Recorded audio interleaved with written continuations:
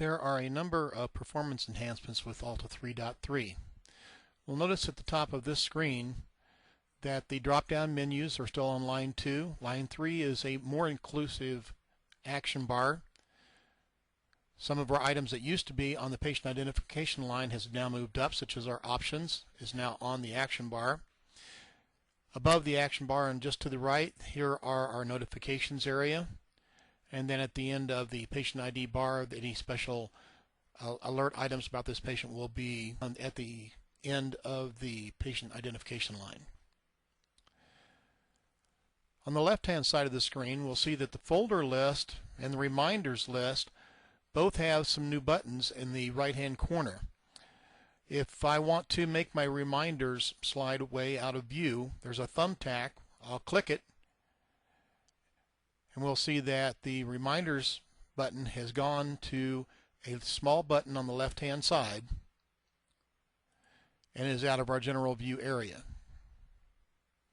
I can do the same thing with the folders list. I'll click on the thumbtack for that title, and it disappears to the left-hand side as well. If I wish to reopen one of these so that I can choose something from the menu, I slide my mouse to the left, hover it over the top, and my folder list floats back into view from the left-hand side. As I move the mouse to the right, then it'll collapse and go out of my way. This gives me a little more real estate for documenting.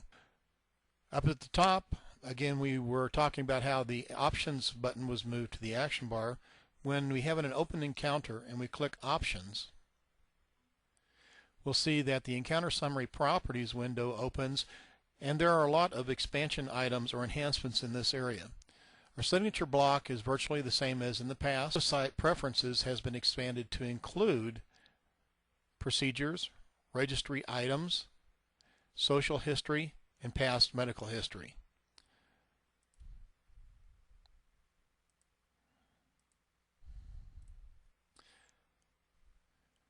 From here we make any changes that we would like to be part of our standard documentation. And once I've completed everything on here, I can go to the top and click OK. This now becomes my new standard. I already have some tabs open for this patient. I have my appointments window. I have the current encounter open, so I can click on that tab. I also have the SO open at this time. One of the new features in AHLTA is the ability to do spell check.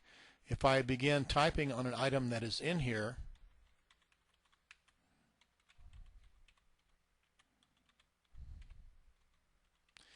and I misspell something, it will come up and give me a suggestion as to what I might want to change that to.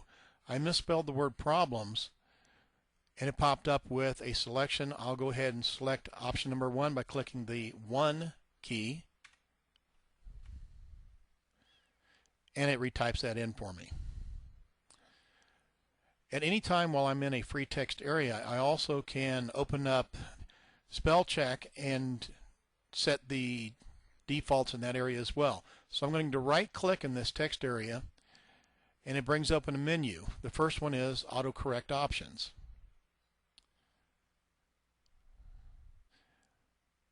From this autocorrect window, I can choose which type of things that I want it to do to automatically add items. I also can type in something that I want to be replaced with. In this case, I have something that I want to type in for diabetes patients, such as they were given handouts and instructions to monitor their exercise and diet. So I'm going to create this new item here and add this to my library. So the next time I type this in, it automatically replaces with that item. So I can type in a shortcut key and have it type in automatic text for me.